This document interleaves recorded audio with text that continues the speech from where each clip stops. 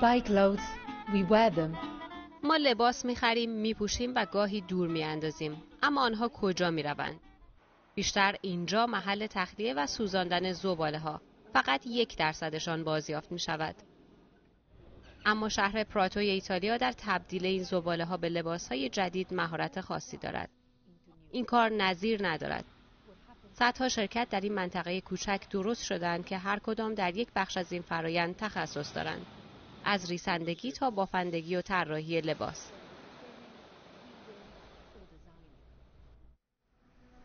So this is your shirt. فرض کنین این لباس شماست. اینقدر کهنه بوده که به درد فروشگاه‌های خیریه نخورده. میفرستنش اینجا که بازیافت بشه. اینجا لباس‌ها بر اساس رنگشون دسته‌بندی میشن. پاره‌شون میکنن، میشورنشون. و از الیاف بازیافت شده اونا با کمترین دورریز لباس‌های جدید درست میکنن. بگذارید یک بار دیگر این فرایند را مرور کنیم. شما لباس‌هایتان را دور می‌ریزید. آنها را از کشورهای مختلف می‌آورند اینجا. تمام لباس‌هایی را که نشود دست دوم پوشید می‌آورند به این کارخانه. اینجا آنها را بر اساس رنگ و جنسشان دسته‌بندی می‌کنند. هر روز چه مقدار لباس اینجا بازیافت میشه؟ حدود 25 تن در روز. لباس‌ها را می‌ریزند داخل این دستگاه که به آن کاربونایزر می‌گویند. کارش زدودن ناخالصی‌ها از پشم است.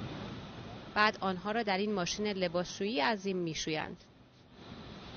تار و پودشان را از هم جدا می‌کنند و بعد خشکشان می‌کنند. این محصول نهایی است. الیاف نرم پشمی که می‌فروشندش به شرکت‌های مد لباس. بعضیا ممکنه بگن که از آشغال لباس درست می‌کنید. تا چند سال پیش کلمه آشغال یه جور توهین بود، اما حالا مارک‌های معروف که از من خرید میکنن مثل زارا، مانگو و آرمانی اصلاً به همین خاطر سراغ من میان، برای اینکه با بازیافت منابع از کره زمین محافظت میکنیم. من به این افتخار میکنم. بازیافت پشم تأثیر مستقیمی در محیط زیست دارد. تولید گازهای کربنی در مقایسه با لباس‌های نو نصف می‌شود.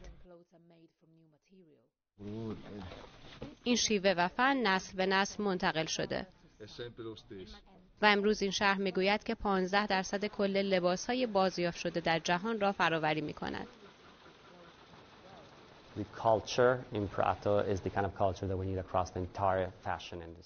فرهنگ رایج در پراتو چیزیه که ما در تمام صنعت مد بهش احتیاج داریم، چون که بر اساس تعامل و همکاری شکل گرفته. هرچند که محلیه، اگه جهانی بشه همه ازش سود میبرن. مردم این شهر ناچار بودند لباسهایشان را بازیافت کنند چون توان خرید لباس نو نداشتند. حالا مهارتی که در 100 سال گذشته به دست آوردند میتواند راهگشای شیوهی پایدار در صنعت مد باشد. Sofia Bettiza, BBC News, Prato.